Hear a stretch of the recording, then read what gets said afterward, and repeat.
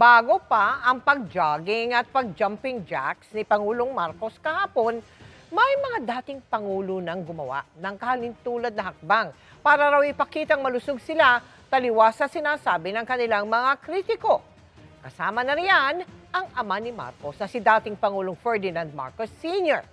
Pero ang tanong, bakit hindi na lang ipakita ng palasyo ang medical results ng Pangulo? Lalo't karapatan din ng publiko na malaman ang lagay ng kanyang kalusugan. Nakatutok si Sandra Aguinaldo. Marahil dahil hindi pa rin nawawala ang mga nagdududa sa kalusugan ni Pangulong Bongbong Marcos, I challenge anyone who are saying that I am sick, that they come and exercise with me. We will see who is stronger. You come to the gym with me. Tingnan natin kung sino mas malakas magbuhat ng weight. at sa harap ng media kahapon, nag-jumping jacks ang Pangulo. At nag-jogging pa.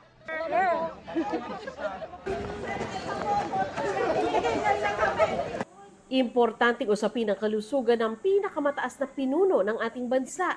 May probisyon pa nga sa saligang batas para dito na kung may seryosong sakit ang Pangulo, kailangang ipaalam sa publiko ang lagay ng kanyang kalusugan. Sa saligang batas natin, malinaw naman yung teksto na mayroon talagang responsibilidad ang Pangulo na mag-ulat sa mamamayan ukol sa kanyang kalusugan.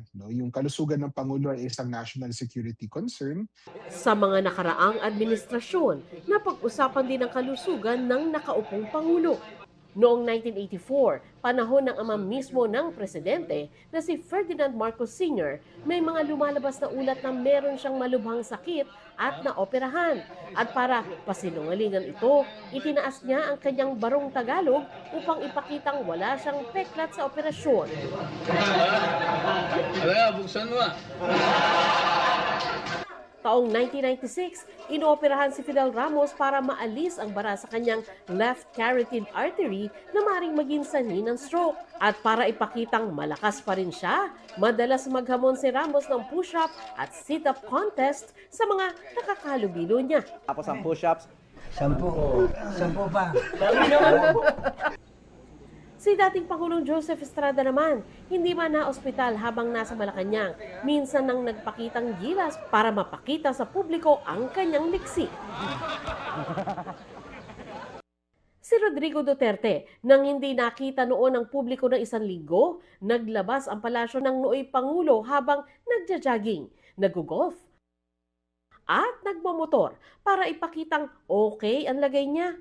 Hanggang sa puntong may nagsamba pa ng petisyon sa Korte Suprema para hingin na ilabas ang tunay na lagay ng kanyang kalusugan, pero na-dismiss ang petisyon. Ngayon, sa panahon ni Marcos Jr., nagsampa din ng petisyon sa Korte Suprema ang grupong United People's Initiative para hilinging ilabas ng Pangulo ang impormasyon tungkol sa kanyang kalagayan. Karapatan daw ng taong bayan na malaman ang kalagayan ng mga opisyal na nasa kapangyarihan dahil sa taong bayan.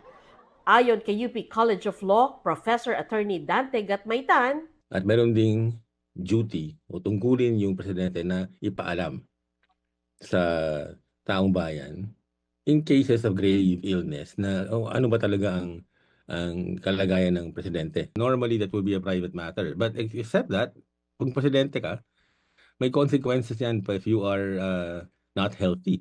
kahapon sinabi ni Pangulong Marcos na maayos ang kanyang kalagayan. Umiinom lamang siya ng 2 gamot, isa para sa gout at isa para sa high blood pressure. I'm in very, very good health and I'm fine. I'm really quite fine.